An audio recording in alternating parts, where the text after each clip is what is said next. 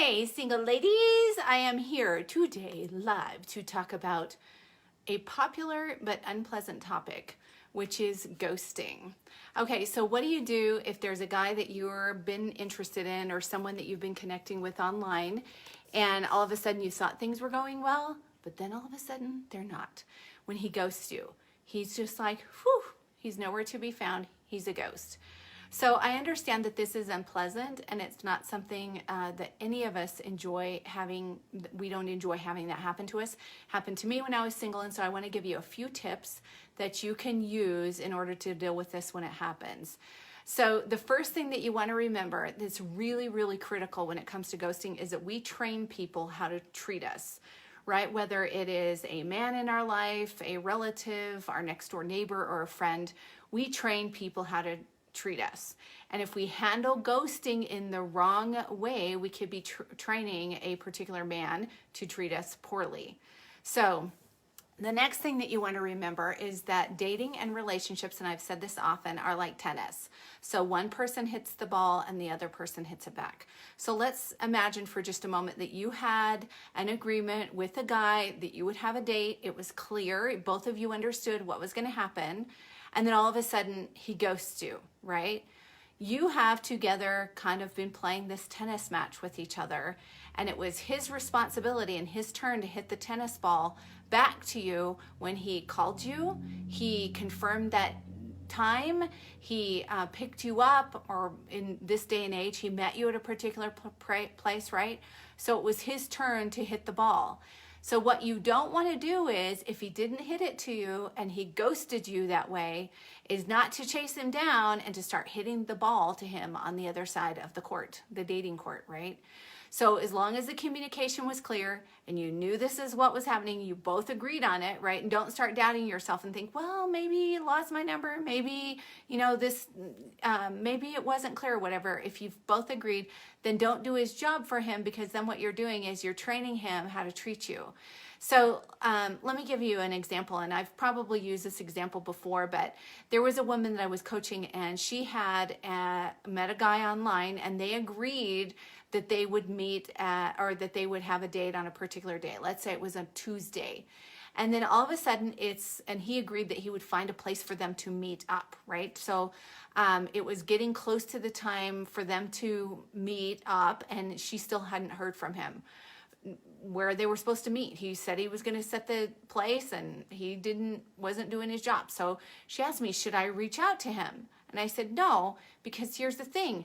If you do his job for him, then you're never really going to know where you stand with him, right? You're going to constantly be chasing him down. And so if he ghosts you, then you know exactly where you stand. If he steps up to the plate and does his job that he said he was going to do for you, then you'll know where you stand too. So you just don't want to do a guy's job. You don't want to chase him down if he ghosts you. The next thing is you want to stay away from assigning value to yourself. I know that on the tail end, when we get hurt in relationships, or when something happens bad in a relationship, something breaks our heart, we get rejected, all of a sudden what we do is we start assigning value to ourselves. And you don't want to do that. You don't want to say, well, this guy did this because I'm not worth loving, or this guy did this because I'm not pretty, or this guy did this because, of something else, right? You don't want to reject yourself when someone rejects you or when someone ghosts you. Don't do that. Don't assign a value to yourself. I've heard people say, and I was just talking to someone this week, they said, well, nobody seems to be interested in me. I said, those somebodies, but only those somebodies, not everybody. So we don't want to start assigning value and start making blanket statements about who we are and this is why this happened. The other thing that you don't want to do is, this kind of goes along with the same thing, is you don't want to start filling in the blanks. So whenever we have something happen to us, whether it's a heartbreak, a breakup, or something, lots of times there's information that we don't have about what happened. There are blanks that aren't filled in. And what you don't want to do is start filling in those blanks and start assuming things. This kind of goes along with what I just said about assigning value to yourself. So for example, you don't want to fill in the blank, well, he did this. It could even be about someone else, right? You don't want to start filling the blanks and say, well, he did this because all men are jerks, or he did this because he's a liar. He did this because whatever it is, because those kinds of assessments about other people or about ourselves never help us. Because then what's going to happen is that when you go into the next relationship, then you're carrying all that garbage with you, right?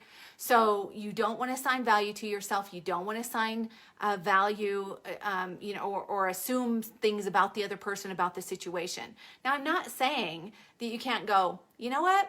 That guy just ghosted me, so that's not going to happen to me again, right? That person's proven to be untrustworthy.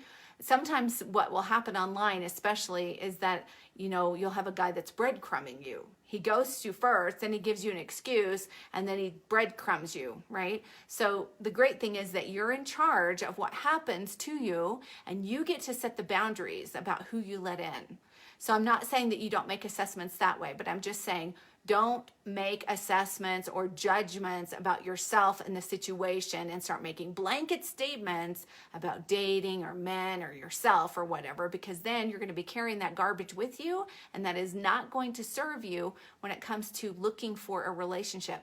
Because then what's going to happen is you're going to be closed off, you're going to be guarded, you're going to be jaded, you're going to be cynical, you're going to be shut down, whatever, and you don't want that.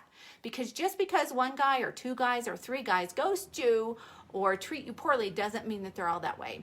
To close out, I want to say something. Maybe you heard about, there was a social experiment that a woman did, and don't quote me on all the details, but it was something like this. She had a team of people help her set up a bunch of online dates, and they were supposed to meet her at a particular location, and I want to say it was in New York City, right? So I want to say too, it was hundreds of men that she had these dates set up with, right? So these guys show up, and all of a sudden, these guys find out, who come to meet her for this date, that they're not the only one that's there, right? That there's a bunch of other guys there. And this is a big social experiment. And then she had them do this thing where they had to try to win the date with her by trying out or something. I can't remember what it was, but the main thing that stood out to me was how many men didn't show up.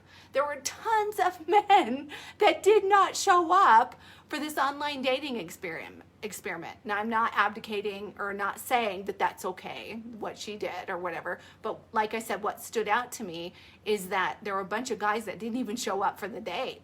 So online dating, especially like apps when you're swiping left and swiping right, it encourages ghosting, right? Because it's so easy not to have an emotional investment or not to see people as people. They're just a commodity. So I hope these things have been helpful. Remember that you train people how to treat you, that dating and relationships are like tennis, that if you have clear communication, don't do the guy's job for you. Don't go chasing him down. Don't assign value to yourself, and don't start becoming jaded or allow these situations to cause you to shut down and turn off your heart, because then you're going to be carrying this stuff with you into the future, and you don't want that to happen. Remember, just because 1, 2, or 3 people may have ghosted you doesn't mean they're all like that.